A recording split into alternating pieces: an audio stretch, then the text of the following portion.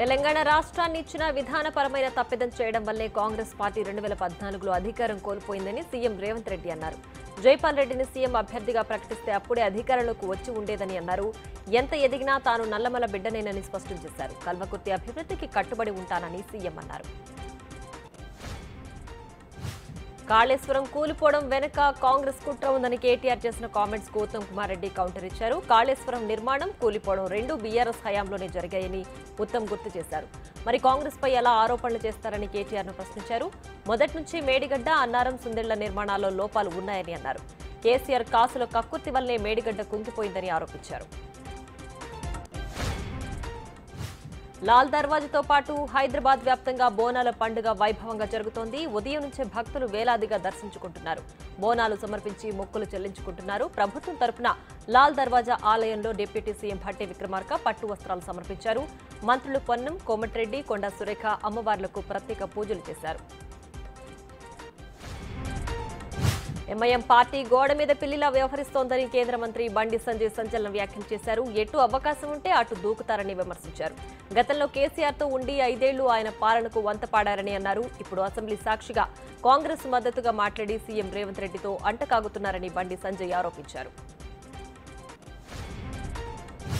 జీహెచ్ఎంసీలోని town planning శాఖ పూర్తిగా అవినీతిమయమైందని BJP MLA Raja Singh సంచలన వ్యాఖ్యలు చేశారు. ఆధారాలు లేని ఆరోపణలు చేయడం లేదని, ముఖ్యమంత్రి రేవంత్ రెడ్డి గాని ఆయన టీం గాని చొరవ చూపితే ఎక్కడెక్కడ అవినీతి ఉందో వారి దృష్టికి తీసుకురావడానికి సిద్ధంగా ఉన్నారని ఆయన అన్నారు.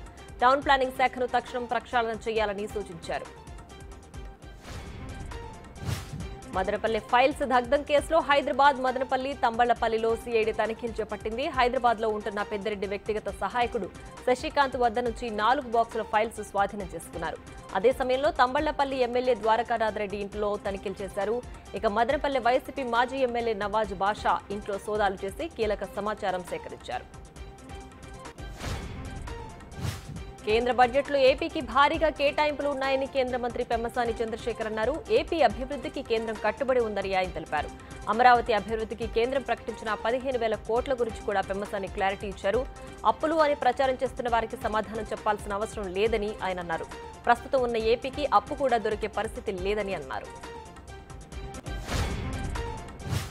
ప్యారిస్ ఒలింపిక్స్ లో భారత్ తొలి పథకం సాధించింది. 10 మీటర్లు ఎయిర్ పిస్టల్ విభాగంలో మను బాకర్ కాంస్య పథకం 243.2 పాయింట్లతో కొరియన్ ప్లేయర్ ఓక్ ఏ జిన్ గోల్డ్ మెడల్ కొట్టారు.